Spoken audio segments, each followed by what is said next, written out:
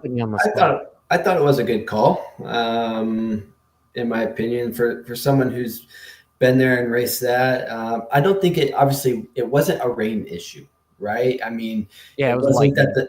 that the track was muddy or that it was raining. I mean, God, how many mud races have we all seen or been in?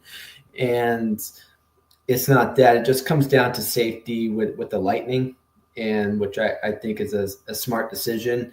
Um, but at the end of the day, it is what it is. They canceled it, and and God, how many? I just don't know what the fans would want at the end of the day, right? I mean, they can't have 30 light towers on standby as a just in case. I don't think that's reasonable. But in someone who's raced night races on an outdoor track, back when Lakewood raced at night, Mm-hmm. it is very difficult to see. And the way that track shaped up all day, I mean, it was biting people left and right, even during, normal sunlight. So when you get to the outdoor side of things and you're racing at night, man, it is so hard to see the ruts, the shadows. And I just think from a safety standpoint, it would have been, you would have probably seen a lot more riders get hurt. Um, so Chris, let me forgive me for interrupting. Let me give you a little bit of a context as well. So a lot of the fans, right? They're saying, hey, like Rotary says, good call for safety, but why not race on Sunday? So Matt says half show, so half refund. The consensus is Duffy was talking about the moto fans are becoming soft, right? yeah. And so I will let you continue elaborating on from a rider perspective on that, because you even had Tomac, I believe, went out and said that back section, moto section was so crazy gnarly. And so for a guy like that to say that with water on top of it, that section was probably totally fucked, right? Yeah. But I guess more context on my question is, do you think that moto fans are becoming soft? And do you think that Feld could do something to help the fans out so that they don't leave with a bad taste in their mouth? Or is it just one of these things where it's like, guys, you knew what could possibly happen and that's what happened, so don't piss and moan about it? Yeah, I mean, trust me, I live back in South Carolina now, so I get it. It could rain at any point, and they had a chance of rain on Saturday. So going into it, I mean, you kind of knew that there was a possibility of rain. Lightning, I mean, that's kind of, I mean, what do you want the riders to do at that point? As far as being soft, yeah. And I know someone who got struck by lightning while racing, just I don't know, a year or so ago, and he somehow survived. But yeah, I mean, as far as being soft, I don't know. I think it's the internet is here now, and everyone's got an opinion about it, so they're just voicing it. Yeah, I don't know. It's kind of hard to say. You're not going to make everyone happy, that's for sure. Yeah. Only closed stadiums for SX and MX, SMX. All right, that's a mouthful, is what Michael says. It's confusing. Yeah. Coach?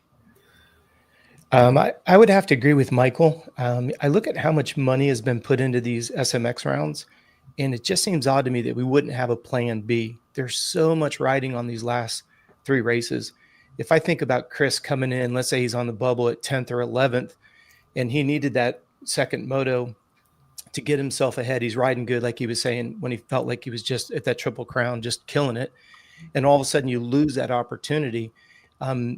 I do think all the Supercrosses and the SMX should be indoors for this exact reason. I know it's difficult this time of the year. We're dealing with college football, pro football. Stadiums are harder and harder to come by. I understand that. But it won't be super motocross if that's... Pardon me? I mean, I guess maybe you could, but the whole idea was having a big, long track, Which I completely understand. But then where was plan B for something just like this? and let everybody know here is our plan B. If Chris is there and he's got, his family and he needs to make concessions, it's like, all right, I know I need to fly out on Monday just in case something like this happens, especially knowing that venue does not have the ability to run a little bit later at night because of lack of lighting. So to me, it just seems a little bit a lack of planning. I would just tell all the teams and anybody who qualified, hey guys, I need you to set your arrangements up for either late Sunday night or early Monday morning for this exact reason. And of course, we're sitting here in hindsight Monday morning. Of course, we're going to have all the answers, right? But I just look at how much money's on the line, and not because Chris is with us, but if that cost him $15,000, $20,000, $30,000 when the final round is over, and you look back and you're like, dadgum, I was riding really well, gelled with the track. Everybody's saying the track was clapped out and difficult, and Chris is just on rails. It's just he's jiving with the track. Those are those opportunities that I think, unfortunately, cost somebody that's not on a factory ride. So I would have loved to have seen him come back on Sunday, but I do understand flights and all that. That's why I think it needs to be all outlined, so the teams aren't leaving on Sunday morning and they're going, oh gosh, now I got to rebook flights and get more hotels. I understand that would be a real pain in the butt, but there's a shit ton of money that's on this, and there's been a ton of marketing for this series. So to me, it just seemed like it missed the mark a little bit.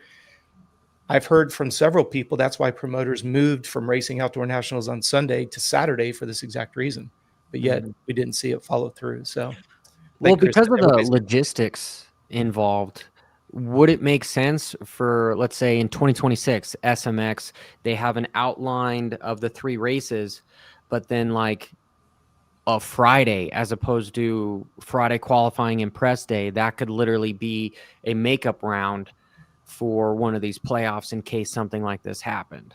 Yeah, so but the makeup round sucks because Chris is killing it at this venue.